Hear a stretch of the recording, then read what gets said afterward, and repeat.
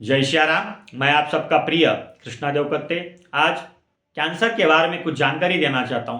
Cancer हमारे देश में 2022 12.7% बढ़ चुका था, तो वही 2025 में लास्ट ईयर 15.7% बढ़ चुका है। तो कैंसर हमारे देश में डे बाय डे बढ़ते ही जा रहा है।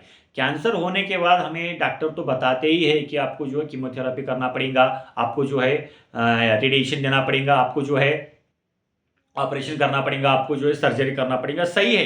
अगर किसी वैद्य के पास जाओगे तो वो बताएंगे आपको जो है जड़ी बूटी खाना पड़ेगा, इतना दिन खाना पड़ेगा, इतना दिन परिक्रमा करना पड़ेगा, इतना दिन गर्म पानी पीना पड़ेगा और एक्सवाइजेड कुछ तो बोलेंगे। सही है, लेकिन मुझे ये बोलना है कैंसर होने के बाद तो हर कोई बताता है कैंसर अपने को होए ना, अपने को कैंसर आए ना, करना क्या चाहिए। अपने बॉडी में तो कैंसर सेल है, लेकिन उसको बढ़ावा ना दे तो करना क्या है। सिंपल सा फंडा है, शास्त्र में इसका वर्णन किए हुए, वेदों में इसका वर्णन किए हुए, उसी के दम पे मैं आपको बताना चाह रहा हूं।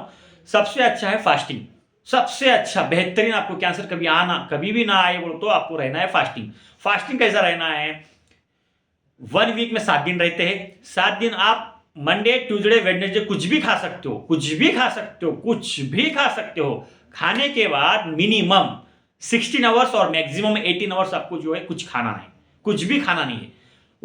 पानी पी सकते हो आप, लेकिन जूस मिल्क प्रोटीन्स कार्बोहाइड्रेट कुछ भी लेना नहीं। फिर उसके बाद 2 अढ़ाई दिन कुछ खाना नहीं है। तो मुझे सिंपल सा फंडा ये बताना है कि वीक में 2 दिन आपको कुछ खाना ही नहीं है, कुछ खाना नहीं है। आपके बॉडी में के कैंसर सेल्स मर जाते और गुड सेल्स जो है वीक हो जाते। खाना खाने के बाद आपके ऑटोमेटिकली एनर्जी आ जाती है, वो बढ़ जाते हैं। तो सिंपल सा फंडा है, कैंसर अगर अपनी बॉडी में बढ़ावा ना देना है, अपने को कैंसर अगर ना होना है, तो अपने को क्या करना है, फास्टिंग रहना है। That's it. दूसरी बात, कैंसर बढ़ रहा है किसके वजह से, ये कोई बताता नहीं।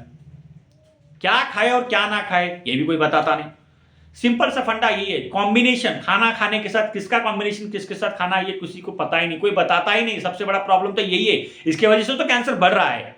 एक तो सबसे पहला फास्ट फूड नहीं खाना है, पैकेट वाला कुछ खाना नहीं है। दूसरी बात कॉम्बिनेशन फूड, जैसे कि फॉर एग्जाम्पल दही और उड़द की दाल एक साथ खाना नहीं है।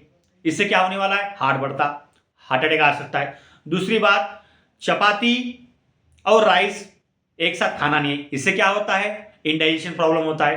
तीसरी बात, खाना खाने के बाद सबसे फालतू कॉम्बिनेशन हो गया कि आइसक्रीम खाना, स्वीट खाना।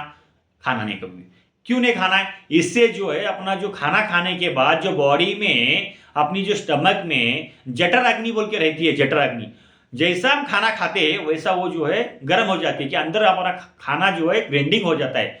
तो वही वो टाइम पे जैसा खाना खाते हो आपने जो है सडनली ठंडी चीज अगर कोई कुछ डाल लिए तो खाना इंडाइजेशन हो जाता है, यानी कि आग जो अंदर जठर अग्नि है वो ठंडा गिर जाती है, यानी कि इंडाइजेशन।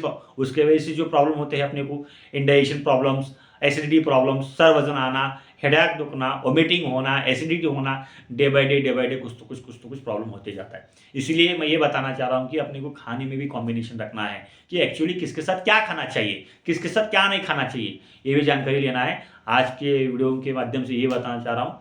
जय श्री राम।